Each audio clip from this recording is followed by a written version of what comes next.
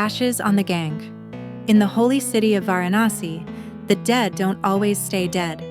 When Ananya Oberoi, the daughter of a textile mogul, is killed by 4 wealthy, untouchable young men, the Golden Boys, the police call it an accident. The city moves on, but her best friend Meera does not. 3 months later, Ananya's body rises from the Ganges during a funeral rite, perfectly preserved. The city screams miracle, the Golden Boys scream horror. And one by one, they begin to die in impossible, element-themed ways. Guilt has a taste. It tastes like cold chai, bile, and the copper tang of words you never said. It sat at the back of my throat, a permanent lump that I hadn't been able to swallow for 3 months, 2 weeks, and 4 days. I stood on the high stone steps of Manikarnika Ghat, but I could barely breathe. The heat was a physical violation. It was night, but the air in Varanasi didn't cool. It thickened. It wrapped around us like a wet, dirty blanket, heavy with the exhaust of diesel generators and the humidity rising off the black water. I looked out at the sprawl. It was terrifying. I had emptied the hostels of Banaras Hindu University, but the city had added its own weight. Tens of thousands of people were packed onto the tiered steps, a crushing sea of humanity stretching as far as the eye could see. They hung off the balconies of crumbling temples like moss. They crowded the wooden boats bobbing in the sludge. They pressed against the police barricades until the yellow tape groaned. The smell was overwhelming. It was a dense, suffocating soup of sour sweat, stale incense, cow dung, and the sharp, stinging aroma of chilies frying in street carts. It smelled of 50,000 bodies pushing against each other, skin slick with perspiration, radiating a collective fever into the polluted haze. To the tourists, this was a spectacle. To the priests, it was holy business. To Vikram Oberoi, the broken man in the white dhoti standing ankle-deep in the mud, it was the end of his life. To me, it was a broadcast. I adjusted the white dupatta over my head, wiping the grime from my face. My kurta was plastered to my spine. My left hand gripped my phone like a grenade. Number wake up. Ananya was trending #1 in India. I raised the phone, aiming it over the sea of heads, 2.5 million live viewers. They told us to go home. I shouted to the screen, fighting to be heard over the roar of the crowd. They told us the law had spoken. I panned the camera down to the riverbank, where Oberoi stood small and trembling against the vast, dark current. But we are not leaving. Meera, a low voice rumbled beside me. I lowered the phone. It was Balbir, Oberoi's bodyguard. He was a mountain of a man in a gray safari suit that was dark with sweat stains. The humid air had turned his hair into a frizzy halo. He looked as shattered as I felt, his eyes rimmed with red, blinking against the sting of the smoke drifting from the nearby pyres. "Stay close, Betty," Balbir whispered, using a handkerchief to wipe the soot from his neck. "The pressure is too high. If they push, we will be crushed." Down at the water's edge, the chanting stopped. The silence that followed was heavy, filled only by the crackle of burning wood and the wet slap of the river against the stone. Vikram Oberoi raised the clay pot. "Go, my love," he sobbed. He smashed the pot against a stone. Crack. The ash cloud exploded, gray dust coating his sweating skin. He scooped the remains into his hands and thrust them into the Ganges. I held my breath, inhaling the reek of the river, a mix of raw sewage, rotting marigolds, and ancient mud. Then, the water hissed. It didn't cloud. It cleared. A collective gasp sucked the oxygen out of the ghat. For 10 feet around Oberoi, the murky, opaque sludge turned instantly, impossibly transparent. It shimmered like liquid diamond, illuminated by the orange firelight. Then, the water began to bubble. My heart hammered against my ribs. The heat seemed to spike, turning the ghat into a furnace. Slowly, gracefully, something rose from the depths. Ananya. She broke the surface like a diver returning for air. Upright. Pale. Her blue university kurta floating around her. The gray ash thumbprint on her forehead was stark against her skin. Oberoi screamed, a sound of primal terror. She returns. A woman in the crowd shrieked, her voice shrill with hysteria. The goddess returns. I stood frozen. My phone shook in my slippery hand. She was dead. I knew she was dead. But there she was, floating, defying gravity, defying the rot of the river. Justice! I didn't think. I reacted. I raised my phone high, ignoring the sweat stinging my eyes. Look at her! I screamed. Even death rejects this injustice. The shock in the crowd turned instantly into fire. She is back, I yelled. She is back for them. Insaf! The student leader roared. Justice! Insaf! 5,000 voices answered. The mob surged. The pressure changed instantly. It wasn't just a crowd anymore. It was a landslide. Bodies pressed against me from all sides, hot, wet, and unyielding. I could smell the onion on a man's breath, the jasmine oil in a woman's hair, the metallic tang of fear. I was shoved sideways, my feet slipping on the slick stone steps. I grabbed the megaphone. Do not go home, I commanded, my voice echoing off the temples. To the courts, to the governor's house. To the courts! The crowd roared back. The sea of people began to move. It was a stampede of righteousness. I looked for Balbir, but he was gone, swallowed by the wall of flesh moving toward the street. I was alone in the eye of the hurricane I had just unleashed. I was drowning in the heat, the noise and the smell of 50,000 people screaming for blood. I looked up, desperate for a pocket of air, toward the higher steps of a tilting temple. And then I saw him. High up, on a stone ledge hidden in the deepest shadow, stood a man. He was trying to blend in. He wore a loose linen shirt, the color of sand, with the sleeves rolled up, and simple trousers. He looked like any other expat or traveler trying to survive the Indian summer. But he didn't fit. While tens of thousands of people were screaming, weeping, and filming the miracle in the water, he wasn't looking at the girl. He was staring at the waterline. His eyes were terrifyingly still. They were devoid of the magic that had infected everyone else. They were cold, analytical, scrutinizing the physics of the water with the precision of a surgeon looking for a tumor. That gaze set him apart like a stone in a rushing stream. He was the only thing in Varanasi that wasn't burning. I took a step toward the ledge, drawn by that unnatural stillness. Move! Someone shouted behind me. The crowd surged again, a wave of heat and bodies rushing toward the street. I was slammed from behind by a wall of students, my feet tangled in my long kurta. I pitched forward, stumbling hard onto the hot stone steps. My knees cracked against the grit. My phone skittered away. The smell of dust and feet filled my nose as the mob rushed past me, blindly pushing forward. Help! I gasped, trying to rise, but the flow of people was too strong. A boot appeared in my vision. Not a sandal. A sturdy, dust-covered desert boot. I looked up. The man in the linen shirt was standing over me. Up close, the linen looked expensive, though crumpled. He smelled of nothing. No spices, no sweat, no river rot. Just a clean, neutral scent that felt alien here. He looked down at me. He didn't offer a hand immediately. For a split second, those cold, scrutinizing eyes dissected me, reading my panic, my sweat, my grief. He looked like he was assessing a variable in an equation. Then, the mask slipped into place. His expression softened. Steady, he said. His voice was a low baritone, calm and resonant, cutting through the din. He extended a hand.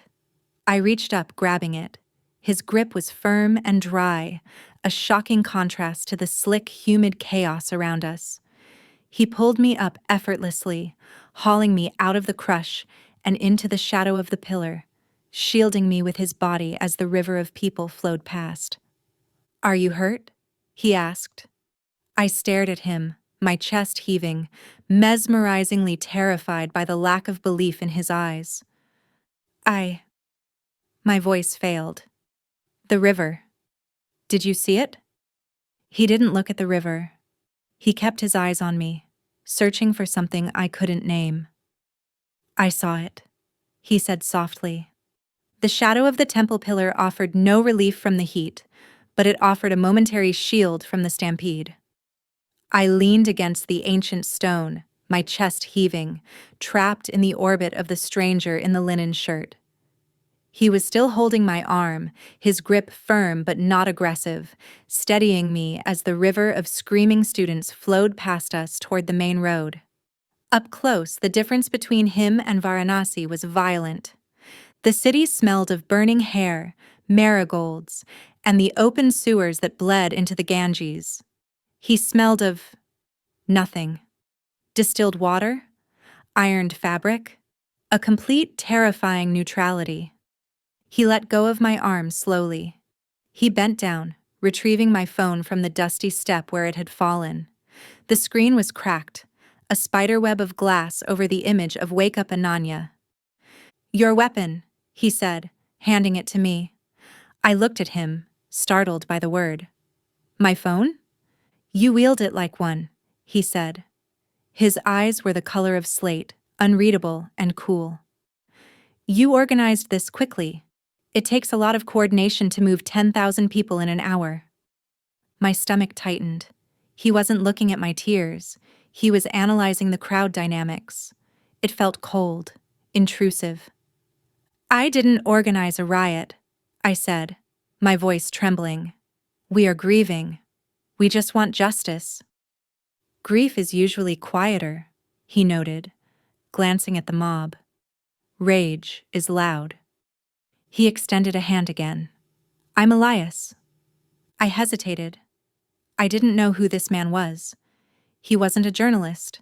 He wasn't a pilgrim. He was something else, an observer who refused to blink. I took his hand. "Meera. Meera," he repeated. The way he said my name felt like he was filing it away. "You should get out of here, Meera. The police are losing control. When the adrenaline fades, the riot police will start swinging lathis." "I can't leave," I said, looking down toward the riverbank where the police lights were flashing blue against the black water. "I have to be with her." Down below, the frenzy had cleared a circle around the water. The police had finally arrived in force, their yellow barricade tape looking garish against the sacred mud. They were wading into the water, towards Ananya. "They are retrieving the body," Elias said. "You don't want to see that." "She was my best friend," I whispered, the lump in my throat returning. "I left her alone once. I won't do it again." I pulled away from him and started down the steps, my legs shaking. I felt his eyes on my back, a physical weight, watching my descent. The air at the water's edge was thick enough to chew. The smell of the pyres, burning wood and roasting meat, was overpowering here, mixing with the metallic tang of the river sludge. Vikram Oberoi was sitting on a plastic chair brought by a constable, his head in his hands. Balbir stood over him, a silent sentinel, his safari suit soaked through with sweat. When Balbir saw me, his shoulders sagged with relief. He reached out, his large, rough hand squeezing my shoulder. "Are you okay, Betty?" he asked softly. "I'm fine, Papa," I whispered, leaning into him for a moment. He smelled of old spice and exhaustion. He was the only family I had, and he looked terrified. "Clear the area," a voice boomed. A man in a rumpled brown suit pushed through the line of constables. He looked exhausted, carrying the weight of 1,000 unsolved crimes in the bags under his eyes. He was eating roasted peanuts from a paper cone, spitting the shells onto the holy ground. Inspector Singh. I knew him. He was the only cop in Varanasi who hadn't taken a bribe from the killers' families, but seeing him here, treating Ananya like evidence instead of a tragedy, made my blood boil. "Don't touch her with hooks," Oberoi screamed, lunging forward. "She is a goddess. She returned." "She is a corpse, Mr. Oberoi," Singh sighed, signaling his men. "And this is a crime scene." Two constables waded into the water. They grabbed Ananya's arms. The crowd on the ghats, those who hadn't marched, went silent. They pulled her onto the mud. My breath hitched. She was stiff. Rigor mortis shouldn't have been there after 3 months, but she held her shape, her arms slightly raised, her blue kurta clinging to her pale skin. And on her forehead, the gray ash thumbprint was perfectly intact. "Hey, Ram," a constable whispered, recoiling. "She looks fresh." "Ice," a voice said behind me. I spun around. Elias was standing there. He had followed me down. He wasn't looking at Ananya's face. He was looking at her fingernails. "What?" Inspector Singh asked, turning to face the stranger. "Hello, Singh," Elias said. Singh stopped chewing his peanut. He looked at Elias, then at the body, then back at Elias. A look of weary recognition crossed his face. "Elias," Singh grunted, wiping peanut dust on his trousers. "I should have known. Wherever there is a circus, you show up to count the clowns." "I'm just a tourist," Elias said smoothly. "You're a headache," Singh replied, but there was no malice in it, only familiarity. "What are you doing in Varanasi? I thought I banned you from my crime scenes after Mumbai." "I'm on holiday," Elias said, "and I met Meera on the steps. She was nearly crushed." Singh glanced at me, then back at Elias. "And what is your expert opinion on my holiday miracle?" Elias looked at the body again. His gaze was clinical, stripping away the mythology, stripping away the hope the students felt. "She hasn't decomposed, Singh. The water is 28 degrees Celsius. She should be bloated. She should be unrecognizable." "It's the goddess," Oberoi shouted from his chair. "She is preserved by purity." "Or by liquid nitrogen," Elias murmured, almost to himself. "Look at the tissue around the eyes. It's not waterlogged. It's thawed." My blood ran cold. He was trying to ruin it. He was trying to turn a miracle into a physics problem. If he convinced Singh it was just ice, the narrative would crumble. The students would go home. The movement would die, and Ananya would just be another dead girl in a morgue. I couldn't let him do that. I threw myself forward, falling onto my knees beside Ananya's body. The mud soaked into my kurta. The smell of her, not rot, but a strange, sterile lack of scent filled my nose. "Anu!" I screamed, grabbing her cold hand. "Oh God, Anu!" The tears came instantly, hot and blinding. I wasn't acting. This was my best friend. This was the girl I had texted instead of saved. Seeing her here, in the mud, while men argued about ice and temperature, it broke me. "Get her back," Singh ordered the constables, looking uncomfortable with my display. "Take her to the morgue and bag the hands. I want to know what that ash is."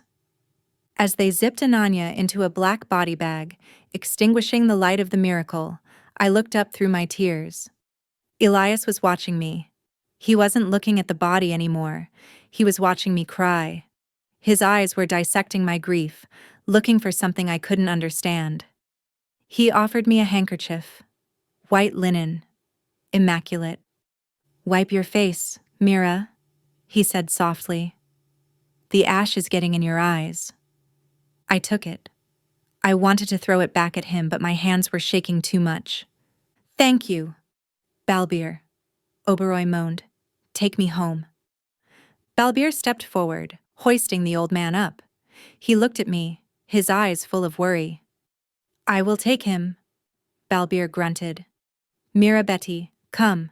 It is not safe here." I stood up, clutching Elias's handkerchief. "Goodbye, Elias," I said. "See you soon, Meera," he replied. It wasn't a farewell. It sounded like a warning. The drive to the Oberoi mansion was silent. The air conditioning in the Mercedes was set to freezing, drying the sweat and river water on my skin until I felt brittle. Oberoi had passed out in the back seat, sedated by grief. I sat in the passenger seat.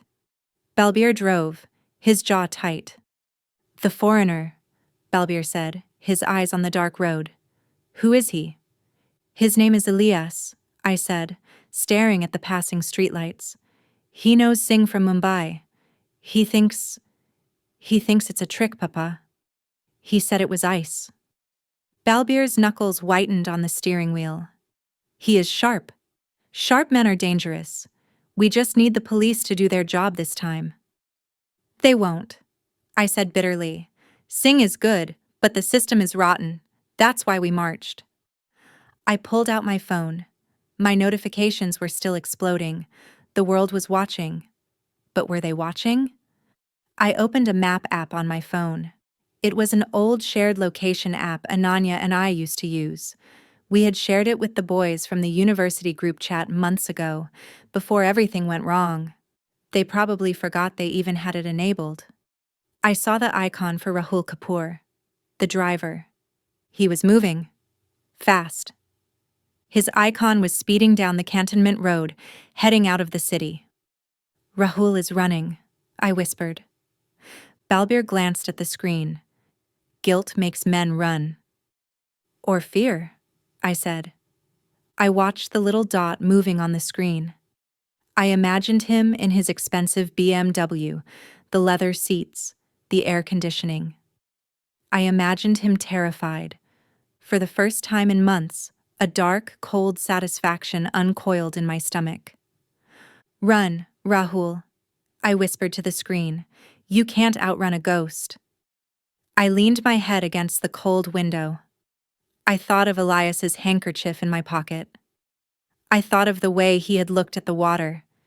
He was going to keep digging. I knew it. He wanted to find the logic in the miracle. But some things don't have logic. Some things are just consequences. I closed my eyes, exhausted, praying that wherever Ananya was, she was watching Rahul run. The morning sun over Varanasi didn't rise gently as it normally does. It attacked with brazen power. It burned through the smog, turning the gray river into a blinding sheet of gold that hurt my eyes. I sat in the breakfast nook of the Oberoi mansion, pushing a piece of papaya around my plate. I couldn't eat. My stomach was still churning from the riverbank, from the sight of Ananya's body, from the impossible way she had looked. The television was on, volume low. "Divine retribution?" The headline screamed in bold Hindi script, "Driver of the Golden Boys found dead." My coffee cup clattered against the saucer. I grabbed the remote and turned up the volume. The news anchor was breathless. Rahul Kapoor, the boy who drove the car, the boy who had smirked at me in court. He was their lackey, following orders like a lapdog. He hated Ananya, the daughter of a businessman just like him, because she didn't cower in front of those higher caste young men. She just did her own thing, using her father's money to waste time volunteering with charities while he was desperate for approval. And now, Rahul Kapoor was found dead in his vehicle on Cantonment Road. The news didn't say if it was a car accident. Regardless, I knew what it was. Retribution, karma, a curse, whatever you wanted to call it. My phone buzzed, making me jump. It was Inspector Singh. "Meera." His voice was gravel, rougher than usual. "I need you to come to the Cantonment Road, near the old British cemetery." "Why?" I asked, gripping the phone, my heart hammering. "He's dead, Betty," Singh said, "and since you're the one who told 5,000 students to march on his house last night, I need to know if any of them decided to take the law into their own hands." I never told them to kill anyone," I stammered, horror washing over me. We just wanted a retrial. Come down here. I need you to identify something. I hung up, my hands shaking. I looked across the room. Balbir was polishing the silver tea service. He looked tired, his eyes heavy. Singh called, I whispered. Rahul is dead. It's suspicious. Balbir paused, the polishing cloth freezing on the silver teapot. He didn't look at me. He looked out the window at the garden. Karma has no deadline, he said quietly. I have to go there, I said, standing up. If the students did this, if I started a mob that killed him, I have to know. Balbir set the teapot down. I will drive you. The cantonment road was lined with banyan trees, their hanging roots creating a gothic tunnel of shadows. Usually, this was the quiet part of town, where the British ghosts slept. Today, it was a circus of blue lights, screaming sirens, and yellow tape. I stepped out of the Mercedes, shielding my eyes from the sun. The heat was already rising, baking the asphalt. A small crowd had gathered, held back by constables wielding bamboo lathis. In the center of the road sat a silver BMW X5. It looked pristine. There was no crash damage. It was just parked, slightly askew, in the middle of the lane. Inspector Singh was standing by the driver's side door, arguing with the forensic tech. And there he was. Elias, the stranger from the steps. He was leaning against the trunk of the BMW, arms crossed.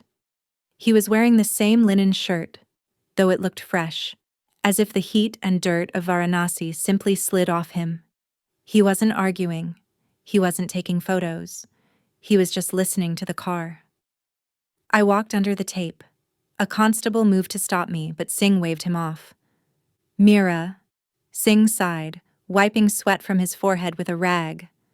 You have a lot of angry friends. I didn't do this, I said, looking at the car. The windows were tinted dark. I couldn't see inside. How did he die? Was he shot?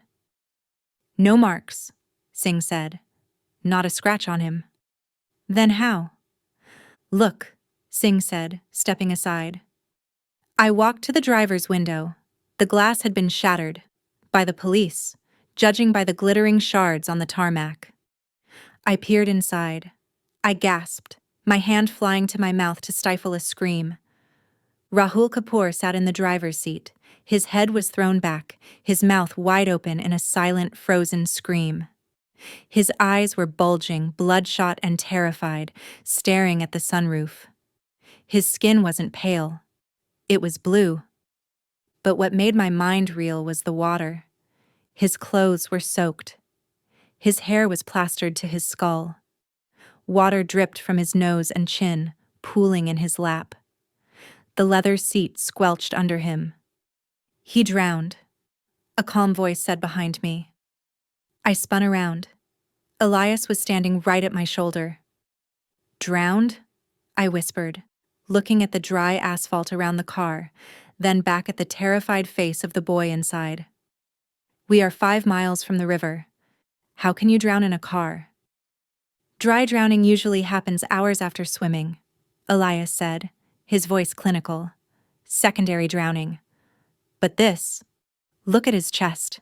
It's distended. His lungs are full of fluid, liter upon liter of it. So he drowned in the river and someone drove him here? I asked, trying to make sense of the nightmare. No, Elias said. Rigor mortis hasn't set in. He died right here, in the seat, about an hour ago. He pointed to the door lock. Doors locked from the inside. Child locks engaged. Electronic failure preventing the windows from opening. He was trapped.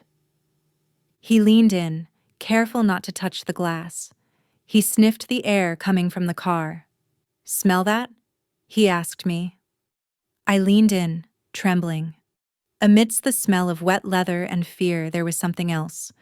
Earthy, rotten, ancient. The river, I said. It smells like the Ganges. And sulfur, Elias added. And burnt wood. He pointed a long finger at the dashboard, specifically at the air conditioning vents. They were coated in a fine, gray dust. "Sing!" Elias called out, not taking his eyes off the vents. "Bag the dust in the AC vents and swab the victim's throat." "Why?" Singh asked, walking over. "Because he didn't just drown in water," Elias said, his voice dropping an octave. "He drowned in ash. Someone pumped a mixture of water and cremation ash into the cabin through the ventilation system. A high-pressure aerosol." My knees felt weak. I grabbed the door frame of the car to steady myself. "Pumped it in?" Singh frowned. "While the car was moving?" "No," Elias said. "The ash was preloaded. A canister in the intake manifold, rigged to a timer or a remote trigger. When the AC turned on, poof, the cabin fills with particulate matter and fluid. He chokes. He panics. The electronics short. He dies drowning in a box of air." I looked at Rahul's wet clothes. The brutality of it was staggering. It wasn't just a murder. It was an execution designed to look like a curse. "It is the goddess," I whispered, the words slipping out. "Earth and water. She claimed him. For what he did to Ananya." Elias turned to look at me. His slate-gray eyes bore into mine, stripping away my defenses. "You believe that?" he asked. "Look at him," I cried, pointing at the body. "He drowned on dry land. He has ash in his lungs. How is that engineering?" "Everything is engineering, Meera," Elias said softly. "Even miracles, especially miracles." He plucked a piece of glass from the door frame. "Look at the windshield," he said. I looked. Scrawled on the inside of the glass, written in the condensation of his own dying breath, was a word. Pani, water. "He was hallucinating," Singh said. "Fear does that." "Or he was being told," Elias said, "or reminded." He turned to walk away, wiping his hands on a handkerchief, the same one he had offered me last night. "Where are you going?" I asked, desperation rising. If he walked away now, he would take his theories to the police. He would turn Ananya's vengeance into a chemistry experiment. I had to know what he knew. "To find a mechanic," Elias said. "Because ghosts don't know how to bypass the firewall of a BMW." I watched him walk toward the police line. He was right. It was engineering. It had to be. But if he found the mechanic, if he found out who rigged the car, I ran after him, ducking under the yellow tape. "Elias!" I called out. He stopped and turned. The dappled sunlight through the banyan trees made him look like a phantom. "Let me come with you," I said. He raised an eyebrow. "Why?" "Because you don't know this city," I said, my voice shaking. "You don't know the language. You don't know where the mechanics are." "And you do?" "I know Varanasi," I said. "And I know the people Rahul associated with. If this wasn't the goddess, if someone is using Ananya's name to kill people..." I took a deep breath, forcing myself to look him in the eye. "Then I need to know. I can't let her memory be used for murder." Elias studied me. He looked at my hands, clenching the fabric of my kurta. He looked at the sweat on my forehead. He seemed to be weighing my grief against my utility. "You want to help?" he asked. "I want the truth," I said. "All right, Meera," he said. "Be my guide, but be warned." "Of what?" "If we dig up the truth," he said softly, "we might find things we don't want to see. The truth is rarely holy." He hailed a rickshaw. I climbed in beside him, my heart pounding against my ribs. I was sitting next to the man who wanted to dismantle the miracle. I had to stay close. I had to watch him. "Where to?" the driver asked. Elias looked at me. "Who serviced the boy's car? Do you know?" "The Oberoi textile factory has a fleet garage," I said, the lie tasting like ash in my mouth. "They handle all the high-end cars in the district. We should start there."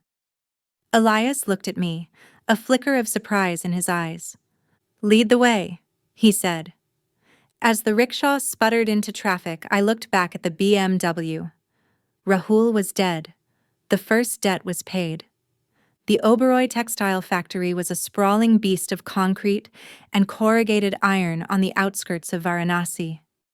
It smelled of bleach, chemical dyes, and the sulfurous rot of the nearby drainage canal. I led Elias through the main gates. The security guards saluted me, their eyes lingering suspiciously on the foreigner beside me. "The fleet garage is around the back," I said, pointing toward a row of bay doors. "They service all the company vehicles there, including Rahul's BMW." Elias didn't speak. He was scanning the compound, his eyes moving from the chemical storage tanks to the high-voltage lines. He looked like a man who saw the world as a series of potential accidents waiting to be engineered. We entered the garage. It was cavernous, echoing with the sound of pneumatic drills. Balbir was there. He had driven the Mercedes back from the mansion to exchange it for the SUV we used for factory runs.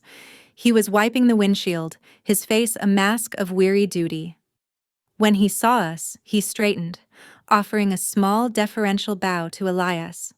"Sahib," Balbir said, "can I help you?" "Elias wants to see the maintenance logs," I said quickly. "For Rahul's car." Balbir nodded slowly. "The police took the physical logs, Sahib, but the equipment is here." Elias walked past him, running his hand along a workbench covered in tools. He picked up a high-pressure air hose, examining the nozzle. "You have access to industrial gases here?" Elias asked, his voice echoing in the large space. "Nitrogen? Oxygen? Pressurized canisters?" "Yes, Sahib," Balbir replied, pointing to a caged area against the wall. "For the welding. And the dye injectors." Elias walked over to the cage. He tapped a canister.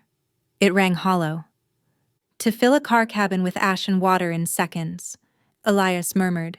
"You'd need a modified high-flow valve. You'd need a solenoid trigger wired into the car's electrical system." He turned to Balbir. "Who else works on the cars, Balbir?" "Only me, Sahib," Balbir said, his voice steady, the picture of a loyal retainer. "And sometimes the boys from the floor if I need help lifting. But I only change oil and tires. I am a driver.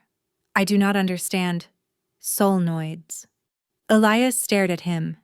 It was an uncomfortable, dissecting gaze. Balbir held it, blinking slowly. "Is there something wrong, Sahib?" Balbir asked politely. "Someone understood it," Elias said. He turned away from Balbir as if he was losing interest in the driver. He began to wander the perimeter of the garage. I let out a breath I didn't know I was holding. Balbir stepped closer to me, lowering his voice so Elias wouldn't hear. "Meera, it is dangerous out there, especially with unknown men. Let me know when you are ready to go back. I'll escort you." I nodded politely. "The police think the crowd is my fault. If they turn violent and out of control, people will get hurt. I don't want it to happen. I need to help." "How will you help? You are not the police," Balbir whispered harshly. "The people are calling for justice. What happened to Ananya was tragic, but maybe there are more people who have suffered and been silenced." "I know, but I have to try," I whispered back, biting back the tremor in my voice. "I started the social media posts. It's just exploded and I don't know how. Now someone has died." "He deserved it," Balbir said, his eyes hard. "Karma, for what he did. Don't blame yourself." He patted my head, a heavy, familiar weight, just like he used to when Ananya and I were children. Elias stopped at a spiral staircase in the corner, leading up to a storage loft. "What's up there?" he asked. "Just old storage," I said, stepping away from Balbir and wiping the tears from my eyes. "Old patterns, fabric scraps." "And a hideout," Elias said, climbing the stairs, oblivious to the tension. I followed him quietly, keeping a few steps distance. The loft was dusty, filled with rolls of discarded silk. But in the corner, a space had been cleared. There was a dirty rug, a few empty packs of cigarettes, and a stack of books. Elias crouched down. He picked up a book.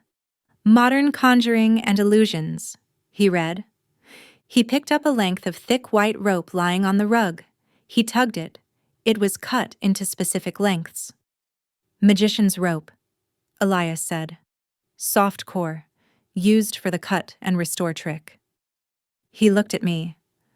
Ananya spent time here, didn't she?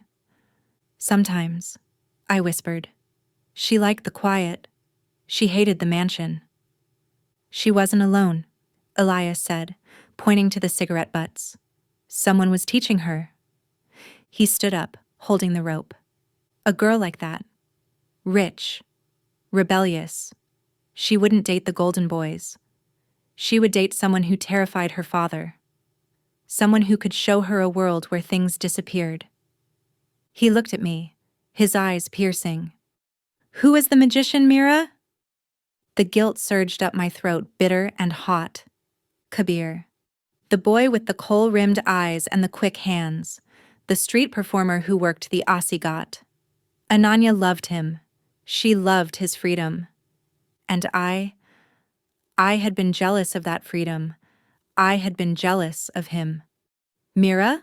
Elias pressed. If you want to stop the killing, I need a name. Kabir, I whispered. His name is Kabir. Where can I find him? Asigat. But he didn't do this. Kabir he's gentle. He does card tricks for tourists. Illusions, Elias corrected grimly. He does illusions. And what happened at the river? What happened in that car? Those were illusions designed to kill.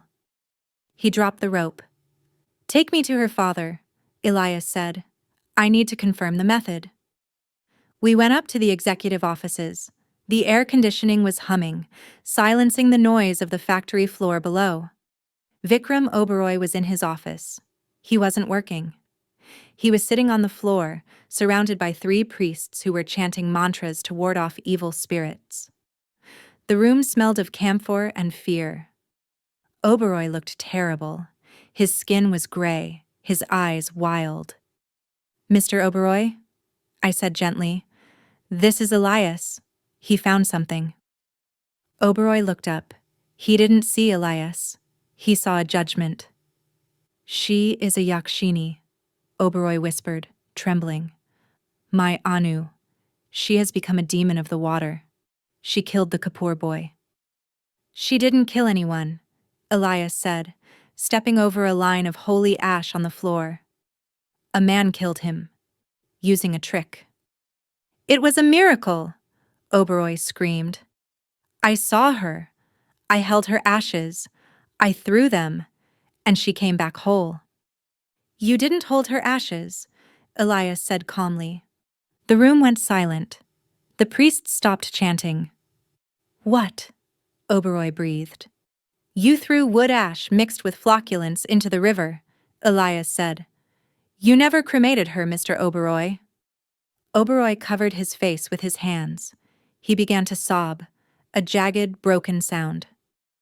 I couldn't, he wept. I couldn't burn her. She was so beautiful. My little girl. I couldn't let the fire touch her. I covered my mouth with my hand. Tears rolled down my cheeks. Uncontrollable tears. Uncle, I whispered. What did you do? My poor Ananya. She didn't even get the right ceremonial rest. I bribed the technician, Oberoi confessed, rocking back and forth. We burned logs. I kept her here. Here? Elias asked. In the cryo storage, Oberoi choked out. In the basement. We use it for the volatile dyes. It stays at -20 degrees. I kept her there. I went to visit her every day. I talked to her. I told her I was sorry. Uncle, how could you? I cried. After all she went through, she deserved ceremonial rest. Her ashes needed to be scattered into the holy waters of the Ganges. He looked up, his eyes blank with grief and defeat. But 3 days ago, she was gone. Gone? Elias asked. The lock was broken, Oberoi said. The table was empty. I thought I was going mad. I thought maybe I had burned her and forgotten. Or maybe the gods took her body to punish me for my attachment. So you went through with the ceremony last night, Elias said, hoping it would hide the fact that you lost her. And she came back, Oberoi whispered. She came back to the river to show me my sin. Elias stood up. He looked at me. I couldn't stop the sobs that racked my body. It wasn't a god, Elias said to Oberoi. It was a thief. Someone stole her body from your freezer to stage that miracle. He turned to the door. Come on, Meera. I followed him out into the hallway. My legs felt heavy. He stole the body, Elias said, pressing the elevator button. Kabir. He knew about the factory because Ananya brought him here. He knew about the chemicals. He stole her, froze her, and waited for the funeral. Why? I asked, my voice shaking. To start a war, Elias said. He turned her into a martyr to whip up the mob, and now he's hunting the men who killed her. The elevator doors opened. We need to find him, Elias said, before he kills the next one. I nodded, stepping into the elevator. Asigat, I said. That's where he performs. I looked at my reflection in the elevator doors. I looked scared. My eyes were red and puffy, my face pale and my hair in disarray. Let's go, I said. I'll take you to him before it's too late.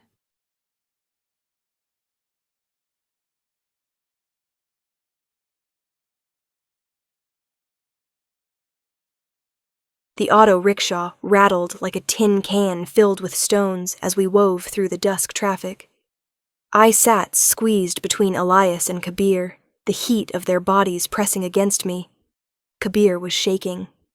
I could feel the tremors running through his arm where it touched mine. He was looking at his hands, muttering a prayer I hadn't heard since we were children. Elias wasn't praying. He was calculating. How does a man burn in a police station?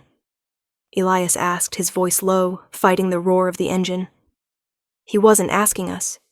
He was asking the wind. No matches, no lighters. He's been searched. How do you know he will burn? I asked quietly. It's daytime, and they are at the police station. It's impossible. The ash wasn't a warning for Rahul, Elias said grimly. It was the weapon. Water, fire. He will burn. A classic locked room in the most impossible place. I looked down at my phone screen, hidden in the fold of my dupatta. Still no message. The rickshaw screeched to a halt in front of the cantonment police station.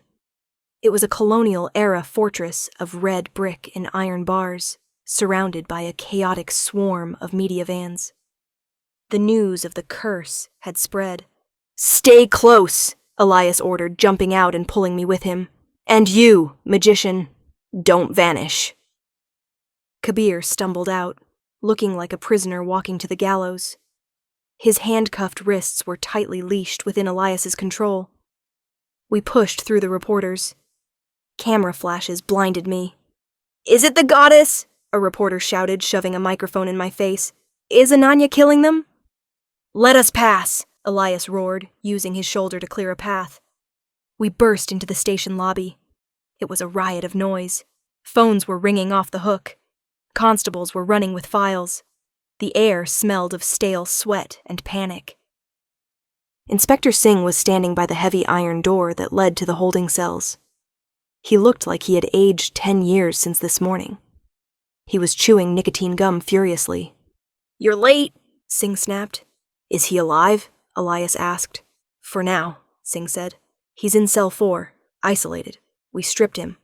No clothes, no shoes, no lighter. Just a man in a concrete box. Take me to him, Elias said. Singh swiped a keycard and buzzed us through. The corridor was cool, lined with fluorescent lights that hummed with a headache-inducing frequency. We walked past empty cells until we reached the end of the hall. Cell 4. Through the thick plexiglass window, I saw him. Dev Malhotra, the second golden boy. The one who had held Ananya's arms and tied her to the pillar. He had laughed at her pitiful cries and held up the camera to film. The son of a priest. The incarnation of a demon in the flesh. He was naked, huddled in the corner of the gray concrete cell, hugging his knees. His skin was pale, slick with sweat. His eyes were darting around the room, tracking invisible threats. On the wall above his cot, smeared in black soot, was the word AAG. "Open it," Elias said. "I need to check the ventilation." "I can't," Singh said. "He threatened to kill himself if we open the door. He thinks the air is poisoned." "He's right," Elias muttered. He pressed his face to the glass. "Look at his skin. It's red, irritated." I looked. Dev was scratching his arms. Violent, rake-like motions. "Dev!" I shouted, slapping the glass. He looked up. His eyes met mine. I expected to see the arrogance he showed in court. I expected the sneer. But I saw only a child terrified of the dark. "Meera!" he screamed, his voice muffled by the heavy door. "Tell her to stop. Tell Ananya I'm sorry." "He's hallucinating," Singh said. "We swabbed the ash on his pillow. It was just wood ash. Harmless." "Nothing is harmless," Elias said. He looked at the vent near the ceiling. It was small, covered in a steel mesh. "Does that vent connect to the outside?" "It connects to the central HVAC, Singh said. Elias sniffed the air near the door seal. "Garlic," he whispered. "What?" I asked. "It smells like garlic," Elias said. "And decaying fish." My stomach turned. I knew that smell. I had smelled it in the test tubes we mixed in the lab. White phosphorus. "Get him out!" Elias shouted, hammering on the door. "Singh, open the goddamn door!" "Why?" Singh demanded. "The air!" Elias yelled. "It's not a curse. It's chemistry. Get him out!" Singh fumbled for his keys. Inside the cell, Dev stood up. He was coughing now. Dry, hacking coughs. He rubbed his face, his hands smearing the sweat into his eyes. Suddenly, smoke began to curl off his skin. Not from his clothes. He had none. From his flesh. "Help!" Dev shrieked. "It burns!" "Open it!" I screamed, grabbing Singh's arm and shaking it with all my might. "He's dying! Hurry!" Singh panicked and dropped the keys. By the time he jammed the key into the lock and turned it, his fingers were trembling. The lock clicked, but the heavy steel door didn't budge. "It's stuck!" Singh grunted, throwing his shoulder against it. "The mechanism is jammed!" "Jamming wedges," Elias growled. Someone tampered with the lock. Inside the cell, the horror unfolded. Dev fell to his knees. The smoke coming off his body turned thick and white. He was glowing. Small, yellow flames began to flicker on his shoulders, in his hair, on his fingertips. He wasn't being burned by a fire in the room. He was the fire. "Water!" Elias shouted. "Fire extinguisher!" "It won't help," Kabir whispered beside me, his eyes wide with horror. "You can't extinguish that with water. It needs to be smothered." Dev was screaming now, a high, thin sound that tore through the safety glass. He clawed at his face, but the friction only made the flames burn brighter. The white smoke filled the small cell, obscuring him, turning the room into a glowing, cloudy coffin.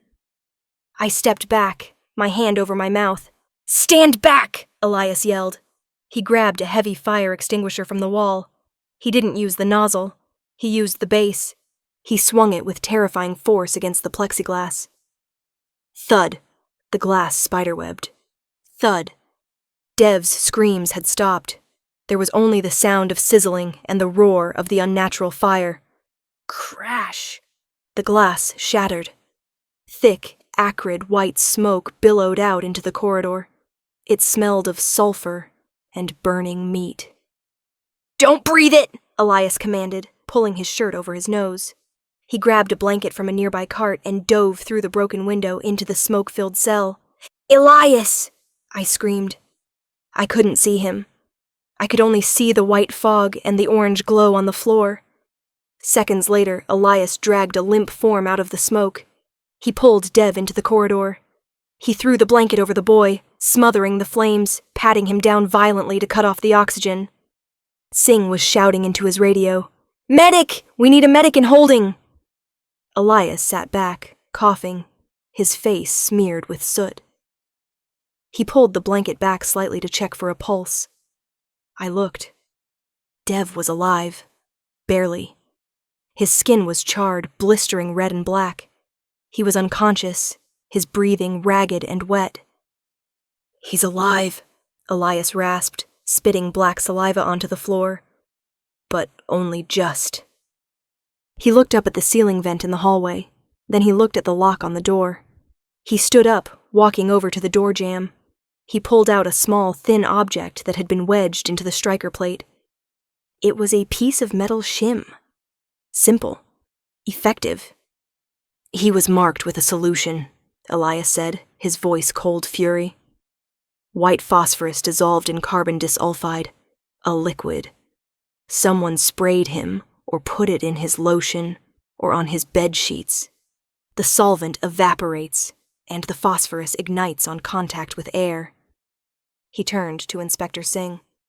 "Who visited him?" Elias demanded. "Who brought him food? Who touched him?" "No one," Singh stammered. "He was alone. Only the constables." Elias turned to me. His eyes were red from the smoke, but his gaze was clear. Sharp. Suspicious. "Phosphorus is highly controlled," Elias said. "You don't buy this at a market. You steal this from a lab. Or a factory." My heart stopped. The factory. Oberoi Textile Factory. The dye injectors. The chemical storage. Elias knew. He had seen the tanks. "Meera," Elias said, stepping toward me. "Balbir works in the garage. But does he have keys to the chemical storage?" I don't know," I whispered, backing away.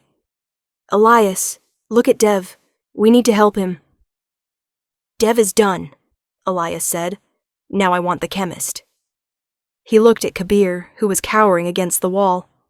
"Or the magician," Elias added. "Did you mix this, Kabir? Did you use your magic sand tricks to hide a chemical weapon?" "No!" Kabir cried. "I don't know chemistry. I failed science." Suddenly, the lights in the corridor flickered and went out. Total darkness. "Singh!" Elias called out. "Power cut!" Singh's voice came from the dark. "Generators should kick in." In the blackness, I felt a hand grab my wrist. It wasn't Elias. It wasn't Kabir. The hand was rough, calloused, familiar. He was here, in the station, in the dark. The emergency lights bathed the corridor in a blood-red glow. I looked. The space beside me was empty. Balbir was gone, slipping away like a shadow. But he had left something in my hand. I looked down. It was a key card, an access pass, and a note scrawled on a scrap of paper. "The third is waiting." I crushed the note in my hand just as Elias turned a flashlight on my face. "Meera?" he asked. "You look like you've seen a ghost." I looked at Dev's charred body. I looked at the smoke clearing from the cell. "I saw him," I whispered, terrified because it was true. "Elias? I think I know where they are going next." "Where?" I looked at the note in my sweaty palm. "The mansion," I lied. "Arjun is at the mansion." "Let's go," Elias said. The smell of Dev's burning flesh clung to the inside of the taxi like a second skin. It was a greasy, chemical stench that refused to be scrubbed away by the open windows or the humid night air rushing past us. I sat in the back seat, squeezed between Elias and Kabir. My hand was still clenched in a fist, hiding the crumpled note he had slipped me in the dark. The third is waiting. Arjun, the ringleader, the politician's son. We were speeding toward his family estate in the cantonment area, a fortress of wealth that looked down on the rest of the city. Beside me, Kabir was weeping silently. He was trembling, staring at his hands as if he expected them to burst into flames. He was glowing, Kabir whispered, his voice cracking. Elias, he was glowing from the inside. White phosphorus, Elias said. He wasn't looking at us. He was staring at his phone, his thumbs flying across the screen. The blue light illuminated his face, making his sharp features look skeletal. It's lipid-soluble. It dissolves in skin oils. Once it absorbs, it reacts with oxygen in the blood. You don't burn on the surface. You burn in the tissue. He looked up, his eyes locking onto mine in the rearview mirror. Does the factory use phosphorus? He asked again. This is the third time. I told you, I don't know, I snapped. They make textiles, Elias. Dyes, fabrics, not weapons. Dye fixatives often contain phosphorus compounds, Elias countered coldly. And carbon disulfide is a solvent used in rayon production. The factory is a bomb shop, Meera. I looked away out the window. The city lights blurred into streaks of neon. Balbir is just a driver, I muttered. He doesn't know chemistry. He barely finished school. But he has access, Elias said. And grief is a powerful teacher. My phone buzzed. It was Inspector Singh. Elias snatched the phone from my hand before I could look at it. Singh, Elias said into the speaker. Talk to me. Dev is in the burn unit. Singh's voice crackled, sounding exhausted. Doctors say 50-50. But Elias? The lab results on the ash came back. Which ash? Elias asked. The car or the pillow? Both, Singh said. And the sample you scraped from the girl's forehead. The car swerved slightly as the driver dodged a stray cow. I grabbed the door handle. And? Elias pressed. It's not human, Singh said. It's wood ash, specifically mango wood, the kind used in pyres, but it's mixed with calcium carbonate and polymer flocculants. Elias froze. A slow, terrifying smile spread across his face. It wasn't a smile of joy. It was the smile of a predator catching a scent. Flocculants, Elias whispered. Water purifiers. What does it mean? Singh asked.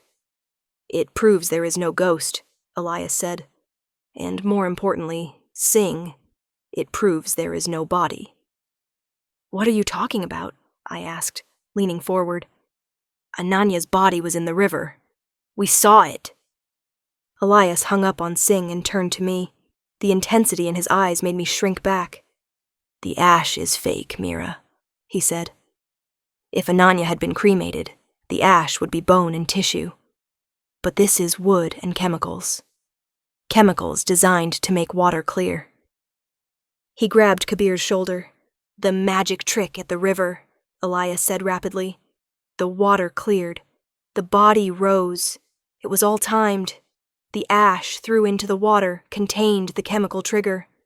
So, Kabir stammered. So, if the ash is fake, Elias said, then Ananya wasn't cremated. Her father told you that? I cried. He told you he bribed the technician. He kept her in the freezer. Yes, Elias said as if to himself, because the killer needs us to focus on the miracle, on the resurrection. If we think it's a ghost, we don't look at the logistics. He turned back to me. Her father admitted the body was stolen from the freezer, but how did the thief get it out? The factory has security, cameras, guards. Maybe they bribed the guards too, I suggested. Or maybe, Elias said softly, the thief had a key. He looked at my hand, the hand that was clenching the stolen keycard Balbir had given me. Meera, Elias said, what are you holding? My heart hammered. Nothing. You've been clenching your left hand since we left the station, Elias said. Show me. It's a tissue, I lied, for the smell. Elias reached out. His grip was iron. He pried my fingers open. The crumpled note fell onto the seat. The third is waiting. But the key card, I had slipped it into my pocket seconds before he grabbed me. Elias picked up the note. He read it. He looked at me. "Who gave you this?" he demanded. "I found it," I stammered, panic rising. "In the station, on the floor near the exit. I didn't know what it meant." "Liar," Elias hissed. "This is handwriting, hurried, scrawled." He looked at the note again. "The third," Elias said. "Rahul, Dev, Arjun." He slammed his hand against the partition glass. "Driver, faster! The Malhotra estate!" He turned back to me, his face inches from mine. "Someone gave this to you at the station. Someone who knew we were coming. Someone who was there in the dark." "I don't know who it was," I cried, terrified. "It was dark. I just felt a hand." "We're walking into a trap," Elias said, checking the magazine of a small, sleek pistol I hadn't seen him carrying before. "And you're the bait or the distraction, Meera?" The Malhotra estate was a fortress. High walls topped with razor wire, floodlights sweeping the manicured lawns, and private security guards with shotguns patrolling the gates. Arjun Malhotra wasn't hiding. He was throwing a party. The bass of techno music thumped through the ground as our taxi pulled up to the main gate. Expensive cars were lined up. The Golden Boys didn't stop partying just because their friends were dying. They partied harder to drown out the fear. "We need to get in," Elias said, looking at the guards. "They won't let us pass." "I can get us in," Kabir said suddenly. We looked at him. "I performed here once," Kabir said, his voice bitter. "For Arjun's birthday. They hired me as the entertainment. The clown." He pointed to a section of the wall where a large banyan tree overhung the perimeter. "There's a service entrance behind the tree," Kabir said. "The cooks use it to sneak out for smoke breaks. The latch is broken. I fixed it for them so it wouldn't lock." Elias looked at the magician with a new respect. "Lead the way," Elias said. We skirted the perimeter, moving through the shadows. The music grew louder. Kabir found the door. He jimmied it open. We slipped into the garden. It was a paradise. Fountains, marble statues, and a swimming pool glowing blue in the night. Hundreds of people were dancing, drinking, laughing. And there, on a raised dais by the pool, sat Arjun. He was the king of this rotten kingdom. He wore a silk shirt unbuttoned to his navel, a glass of whiskey in his hand. He was laughing, surrounded by sycophants. But his eyes were manic. He kept checking his phone. He kept looking at the shadows. "He's terrified," Elias whispered, crouching behind a hedge. "Look at him. The party is his shield. He thinks if he's surrounded by people, the ghost can't get him." "Safety in numbers," I whispered. "The best place to hide a murder," Elias corrected, "is in a crowd." He scanned the perimeter. "Where is the trap?" Elias muttered. "The note said he is waiting." Then I saw him. Not Arjun. Balbir. He was dressed as a waiter. A white uniform, a tray of drinks in his hand. He was moving through the crowd, invisible. A servant. A ghost. He was heading straight for the dais. My breath caught in my throat. Elias followed my gaze. He saw the waiter. He saw the way the waiter moved. Not like a servant, but like a soldier. "The waiter," Elias whispered. "Balbir, the driver."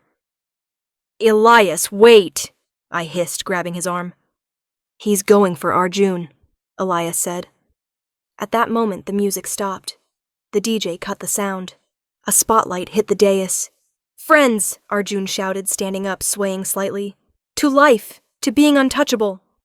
He raised his glass. Balbir stepped onto the dais. He offered Arjun a fresh glass from his tray. Arjun took it. He smiled at the waiter. He didn't recognize the man he had beaten 3 months ago. He didn't recognize the driver of the girl he had killed. Arjun raised the glass to his lips. "Don't drink it!" Elias roared, bursting from the hedges. Arjun froze. The crowd turned. Balbir didn't flinch. He looked at Elias. Then he looked at me. His eyes were sad. He didn't try to stop Arjun. He didn't pull a gun. He just dropped the tray. Clang! The sound echoed like a gong. And then the sprinklers turned on. Not water. A hiss filled the garden. A white mist sprayed from the hundreds of sprinkler heads surrounding the pool. "Gas!" Elias shouted. "Cover your mouths!" But it wasn't poison gas. The mist hit the pool lights. It sparkled. It swirled. And in the center of the mist, taking shape above the water, a hologram appeared. Giant. Glowing. Terrifying. Ananya. She towered over the party, 10 feet tall, projected onto the wall of mist. Her face was bloody. Her eyes were hollow. The crowd screamed. Arjun dropped his glass. He fell back, crawling away from the ghost of the girl he murdered. "You," the hologram boomed, a recording of Ananya's voice, distorted, amplified. "You cannot hide." It was theater. It was beautiful. But Elias wasn't watching the ghost. He was watching Balbir. Balbir reached into his pocket. He pulled out a lighter. The mist wasn't just water. It smelled sweet. Volatile. Ethanol. The sprinklers were spraying alcohol vapor. "He's going to torch the whole garden," Elias realized, horror dawning on his face. "It's a fuel air bomb." Balbir flicked the lighter. "No!" I screamed, breaking cover. "Papa! No!" The word hung in the air. Papa. Elias turned to me. The realization hit him like a physical blow. The betrayal. The lies. The key card. He looked at me, and this time he didn't see a victim. He saw the accomplice. Balbir looked at me. He saw his daughter standing in the blast zone. He hesitated. The flame flickered in his hand, and in that second of hesitation, Elias moved. He didn't run for Balbir. He ran for me. He tackled me into the swimming pool just as Balbir dropped the lighter. The world turned orange. Sound works differently underwater. The roar of the explosion was a dull, heavy thud against my eardrums, followed by the hiss of boiling water. I was suspended in the blue glow of the pool, held down by a hand of iron. Elias had one arm wrapped around my waist, anchoring me to the bottom. Above us, the surface was a churning ceiling of orange and black. Debris, charred flower petals, plastic cups, pieces of the holographic projector, rained down like confetti in slow motion. My lungs burned, not with fire, but with the desperate need for air. I clawed at Elias's arm. He didn't let go. He stared at me through the chlorinated water, his eyes wide and furious. He wasn't saving me. He was detaining me. Finally, when the orange glow above began to fade into a smoky gray, he kicked off the bottom. We broke the surface, gasping. The air was hot and tasted of burnt sugar and ozone. The Malhotra garden, which had been a paradise seconds ago, was a scorched ruin. The ethanol mist had created a flash fire, a massive, instantaneous combustion that had singed the eyebrows off the guests and blackened the white marble statues, but had lacked the pressure to level the house. It was theatrical. It was terrifying. It was exactly what we had planned. Except for one thing. Balbir. I wiped the water from my eyes, coughing. "Papa!" The dais where Arjun had been standing was empty. The sound system was melting, dripping plastic onto the stone. "Move!" Elias growled, dragging me toward the edge of the pool. "Where is he?" I screamed, fighting Elias's grip. "Where is my father?" "He's gone, Meera," Elias snapped. "Look." He pointed through the drifting smoke. Near the service entrance, a group of 4 private security guards were dragging a limp figure through the broken gate. The figure was wearing a singed waiter's uniform. His face was bloody. Balbir. Arjun Malhotra was walking behind them, shirtless, his skin red from the heat, holding a pistol. He looked like a madman. "Take him to the warehouse," Arjun was screaming, his voice high and hysterical. "I want to know how he did it. I want to peel him." They disappeared into the darkness. I lunged forward. "No, let me go!" Elias slammed me back against the pool wall. He pressed the barrel of his gun, cold, wet metal, against my temple. "You move. You die," Elias whispered. His voice was shaking with rage. "You scream, they hear us, and they kill you. Is that what you want?" I froze. I looked at his eyes. The curiosity was gone. The tourist was gone. There was only the wolf, and he had finally caught the scent of the rot. "You knew," Elias hissed, "the whole time. You led me around by the nose, the grief, the tears. Help me, Elias." It was all a performance. "I had to," I sobbed, the fight draining out of me. "They killed her, Elias. They killed Ananya, and they laughed." "So you became terrorists?" Elias spat. "You used chemical weapons in a police station? You turned a garden party into a bomb site?" "We didn't kill anyone," I pleaded. "Rahul drowned, yes. But Dev was just a mark. The phosphorus was only supposed to burn him if he panicked. If they had opened the door." "But they didn't," Elias cut in. "Because you jammed the lock. You wanted him to cook." "I didn't jam the lock," I cried. "Balbir, he must have done it when I wasn't looking." "Stop lying!" Elias roared, though he kept his voice to a whisper. "You are the puppet master, Meera.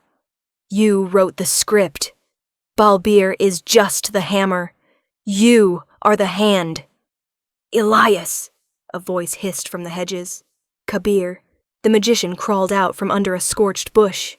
He was soaking wet from the sprinklers, his eyes wide with terror. He looked at me, then at the gun at my head. "They're coming back," Kabir whispered. "More guards, with dogs. We have to go." Elias looked at the service gate, where the guards were swarming. He looked at me. He weighed the bullet against the information I held. He lowered the gun. "Get up," he ordered. He grabbed my wrist, twisting it behind my back in a painful lock. "We're leaving," Elias said. "But you aren't going free, Meera. You're going to take me to wherever they took your father. And then you're going to prison." We didn't go to the police. We couldn't. Inspector Singh was likely hunting us for the incident at the station. We stole a small motorized boat from a private dock near the Malhotra estate and drifted downstream, cutting the engine to stay silent. The Ganges was black and oily, reflecting the fires of the distant Ghats. I sat in the bow, shivering in my wet clothes. Elias sat in the stern, the gun resting on his knee. Kabir sat in the middle, steering the tiller, refusing to look at me. "The warehouse," Elias said, breaking the silence. Arjun said, "Take him to the warehouse." "Where is it?" "The Malhotra family owns old jute mills downriver," I said, my voice dull. "Abandoned. They use them for storage." "And for torture," Elias noted. He leaned forward. "Why, Meera? You're educated. You're smart. Why this theatrical insanity? Why the return of the goddess?" I looked at the water. I thought of the moment Ananya rose from the river, the way the crowd had gasped. "Because justice is boring," I whispered. Elias frowned. "What?" "The courts are boring," I said, turning to face him. "Files, delays, bribes, people lose interest. The news cycle moves on. Ananya was just another dead girl in a ditch." I clenched my fists. I needed a story. I needed a myth. People don't fight for a victim, Elias. They fight for a goddess. I had to make her bigger than death. I had to make the city afraid of her. "So you stole her body," Elias said. "Balbir stole her," I corrected. "He loved her. He couldn't let her go.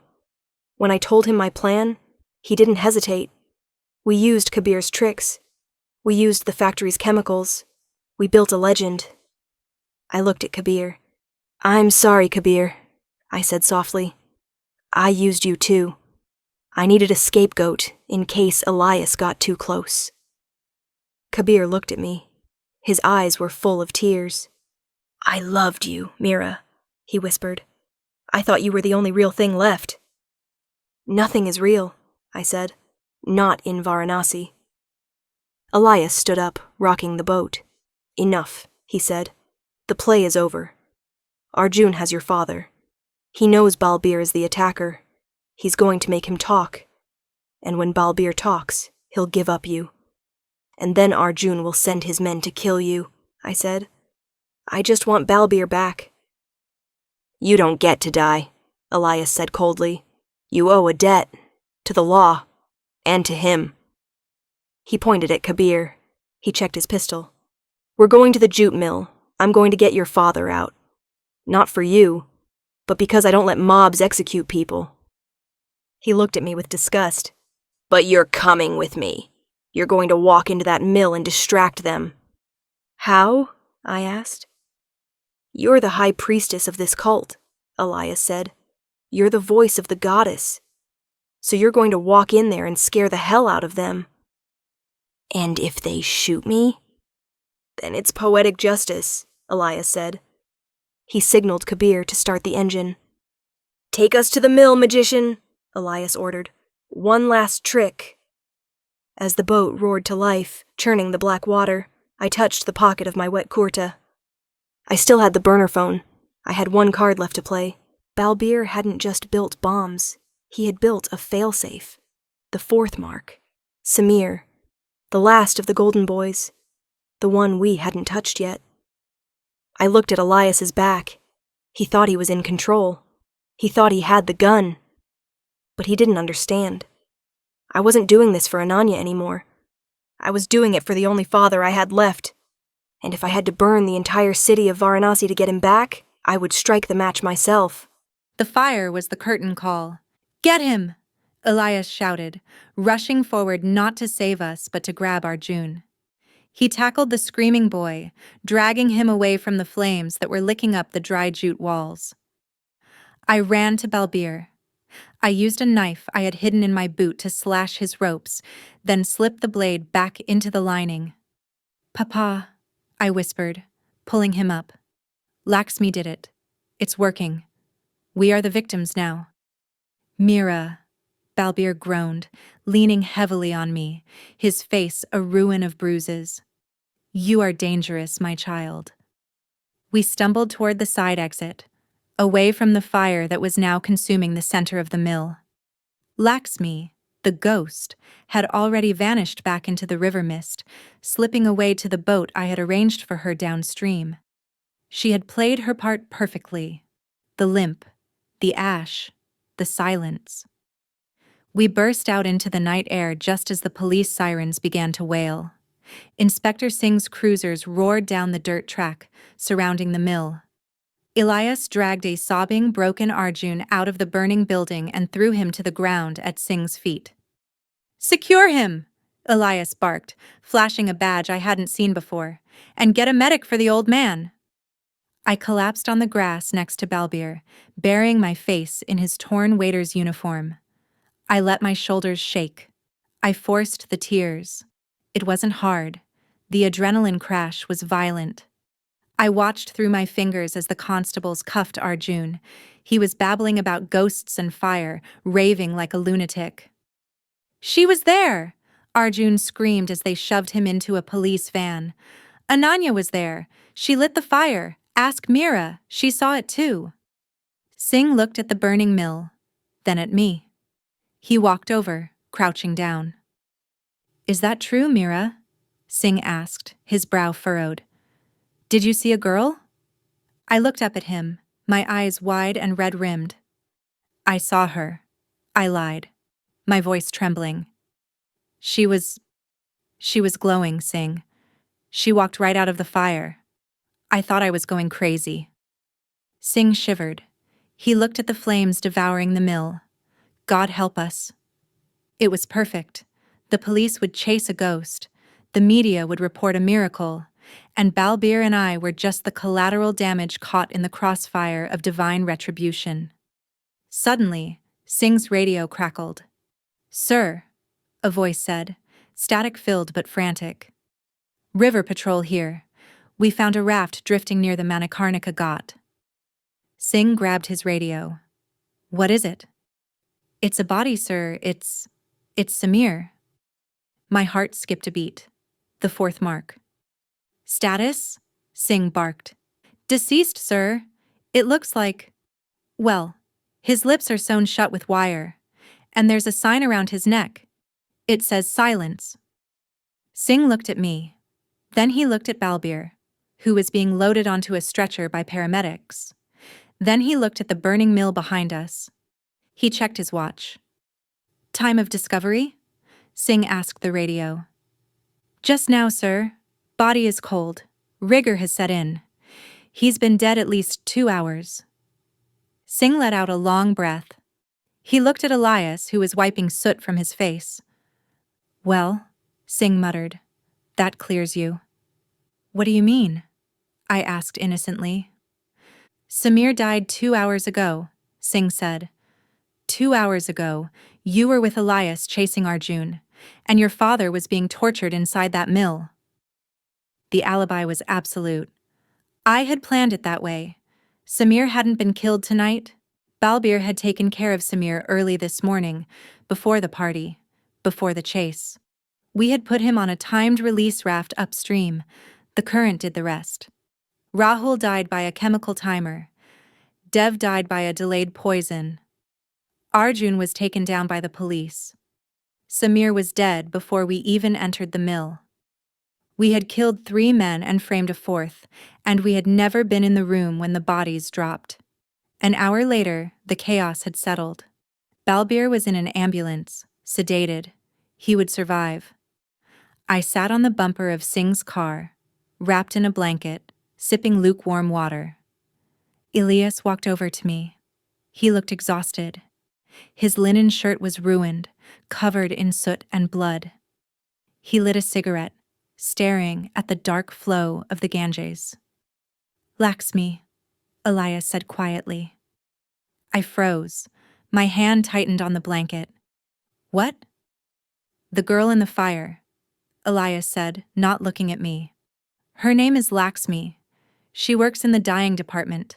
Scarring on the left side of her face, limps because the acid damaged her hip." He turned to look at me. His eyes were devoid of judgment, but full of knowing. "You realized I was getting too close to the chemistry," Elias said. "So you gave me a ghost. You staged this whole finale to give yourself and Balbir an alibi. You knew Samir's body would wash up, so you made sure you were surrounded by police when it happened." I stared at him. "How do you know?" "I checked the employee roster 2 days ago," Elias said. "I saw her file. I saw the payments Ananya made to her medical bills. And I saw the footprints by the river. Too heavy for a ghost. Too clumsy for Ananya." He took a drag of his cigarette. "You're good, Meera. You're terrifyingly good.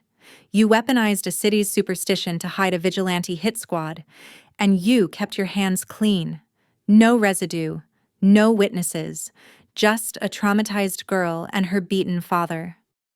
"Are you going to arrest me?" I asked, my heart hammering. Elias flicked the cigarette into the mud. "No." "Why not?"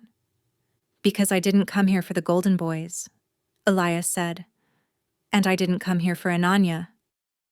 He gestured toward the police van where Arjun was sitting, staring blankly out of the barred window. "I came for Arjun." "I don't understand," I said. "You saved him. You stopped Balbir from killing him." "I needed him alive," Elias said. "Dead men don't have passwords." He leaned in closer, his voice dropping to a whisper. "Arjun's father isn't just a minister, Meera. He's a broker. He moves money for warlords. He sells weapons to militias in Sudan and Myanmar that kill thousands of children a year. He is a monster on a global scale. The Golden Boys? They were just local trash. Arjun's father is the landfill. I stared at him. The scope of it made my head spin. This wasn't just about Varanasi. Arjun handles the digital ledger, Elias continued. He thinks he's a playboy, but he's the bagman. All the accounts, all the names, all the offshore holding companies, they are on Arjun's encrypted cloud servers, the ones he accesses from his phone. Elias patted his pocket. I have his phone, Elias said. And now that Arjun is in custody, facing 4 counts of murder and torture, abandoned by his friends, he's going to break. I'm going to offer him a deal. Give up his father, give up the encryption keys, and maybe he doesn't get the death penalty. My mouth fell open. You used us, I whispered. We used each other, Elias corrected. You needed a detective to validate your ghost story, to make the police believe the impossible nature of the crimes so they wouldn't look for simple mechanics. I needed a catalyst to flush Arjun out of his fortress. Your curse terrified him enough to make him sloppy. It drove him right into my arms. He looked at the ambulance where Balbir was lying. Your father is a soldier, Meera. I respect that. And you? He smiled, a dry, humorless smile. You are a master of distraction. He turned to walk away, toward the flashing lights of the police convoy. Wait, I called out. Elias stopped. What happens to us? I asked. Nothing, Elias said. There is no evidence. The chemicals burned in the car, the phosphorus burned in the cell, the mill burned to the ground, and the only witness is a raving lunatic claiming he saw a ghost. He opened the car door. Go home, Meera, mourn your friend, and tell Laxmi she needs to work on her limp. It was a little too dramatic. He got in the car. I watched them drive away. I looked at the river. The mist was clearing. The Golden Boys were gone. Rahul was dead. Dev was burned. Samir was silenced. Arjun was in chains. And I was standing on the bank, free. I pulled the burner phone from my pocket. I dropped it into the mud and crushed it with my heel. I walked toward the ambulance to hold my father's hand. The play was over. And for the first time, the silence in Varanasi didn't feel heavy. It felt like peace.